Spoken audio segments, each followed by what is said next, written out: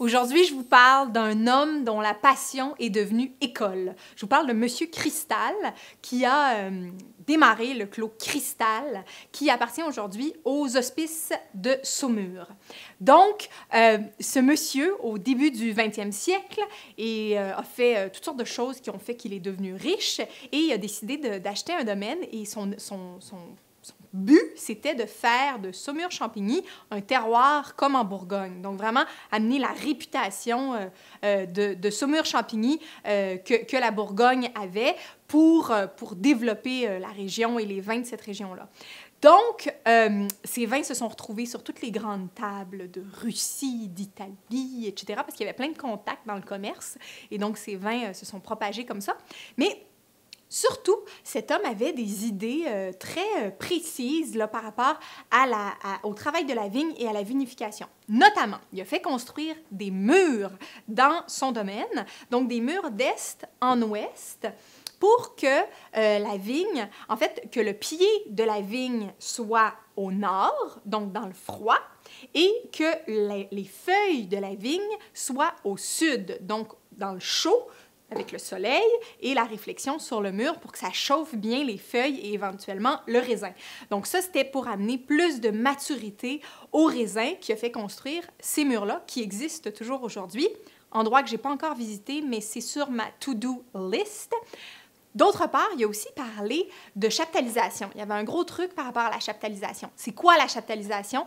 C'est de mettre du sucre dans le jus de raisin pour avoir plus de sucre, pour que tout ce sucre-là se transforme en alcool et avoir plus de degrés d'alcool dans le vin. La chaptalisation, évidemment, c'est pas une méthode naturelle puisqu'on rajoute du sucre dans un jus de raisin qui a été récolté. La méthode naturelle serait en fait de travailler la vigne pour que le raisin soit le plus concentré possible en sucre et que, voilà, le vin se fasse.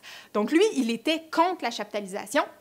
Donc, il disait, si on chaptalise, si on accepte de chaptaliser, on va faire des vins homogènes et un jour, tous les pays du monde pourront faire les mêmes vins qu'on fait. Donc, perte de terroir, homogénéisation du vin. Je trouve que c'est quand même des thèmes qui sont à la mode aujourd'hui, dont on parle, qui sont d'actualité. Voilà. Aujourd'hui, le domaine est travaillé en biodynamie. Comme j'ai dit, quand il est mort, il a légué le domaine aux Hospices de Saumur, comme les Hospices de Beaune sont propriétaires d'un domaine. Et on va goûter un vin des Hospices de Saumur, le Clos Cristal, aujourd'hui ensemble. OK!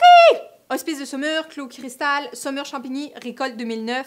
C'est du Cabernet franc à 100%. On goûte.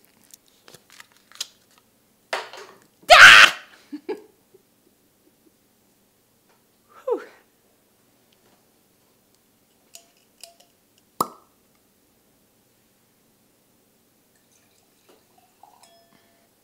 Ça sent le Cabernet franc de la Loire, mais ça sent le Cabernet franc de la Loire riche. C'est riche, il y a du fruit, il y a vraiment de la cerise qui est là, il y a un peu de framboise, c'est un peu crémeux, mais il y a ce côté-là, branche d'arbre aussi, qu'on ouvre comme ça, qui sent, on aime le Cabernet franc de la Loire qui sent la branche d'arbre, mais c'est vraiment aussi à la fois crémeux et riche.